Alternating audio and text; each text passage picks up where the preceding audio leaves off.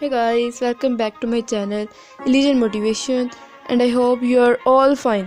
And now आज हम एक न्यू टॉपिक पे बात करेंगे how to become a topper. आप टॉप कर सकते हैं, इट्स नॉट डिफ़िकल्ट। इवन के एक आम स्टूडेंट भी टॉप कर सकता है, इसमें कुछ भी डिफ़िकल्ट नहीं है। ये सिर्फ आप पे डिपेंड करता है कि आप इस पर अपने आप को हैवी करते हैं या नहीं करते।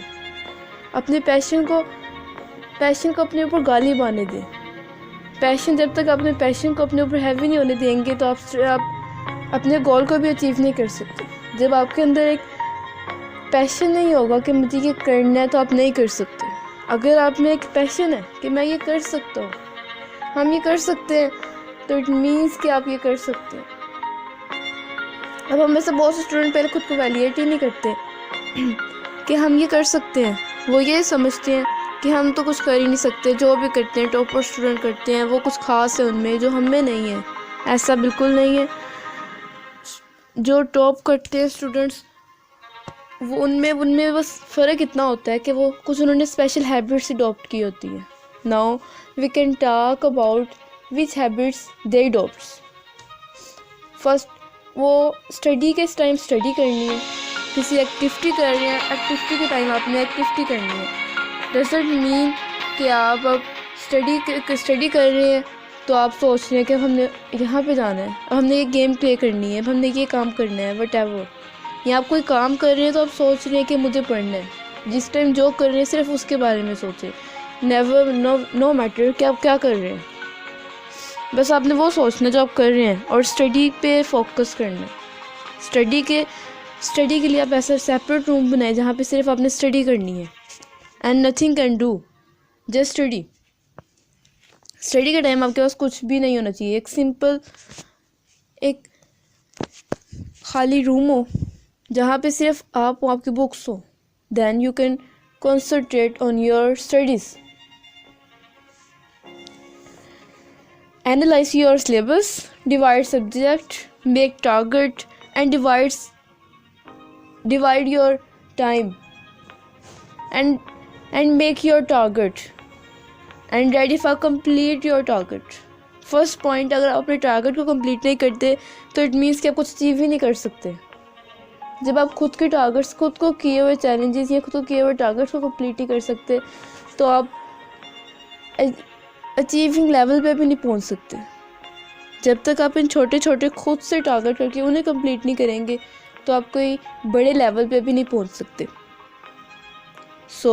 जब स्टडी कर रहे हो आप, जो आपने याद किया है उसे याद करते वक्त सिर्फ उस पर फोकस करें, अच्छे से उसे दोबारा रीड करें तो एब्सोल्युटली वो आपको फिर नहीं भूलेगा। अभी इससे बहुत से स्टूडेंट्स ये करते हैं, कन्फ्यूजन होती है उन्हें कि हमें तो आता ही नहीं है, हमें तो ये सब्जेक्ट का पता ही नहीं है, कहाँ से आया है, क्या है।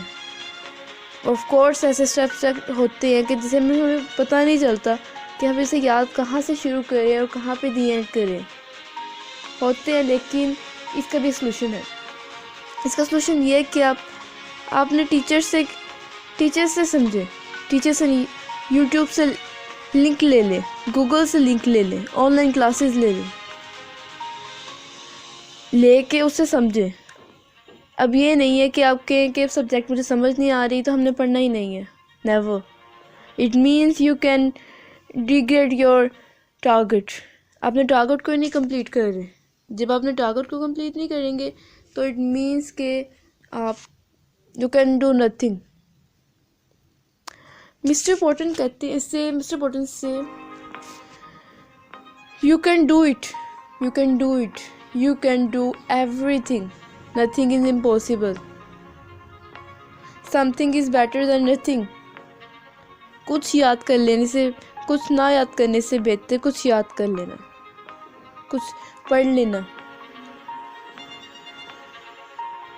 अब हम स्टूडेंट्स की प्रॉब्लम होती है कि हमें 3 to 4 टेस्ट मिलते हैं पर डे।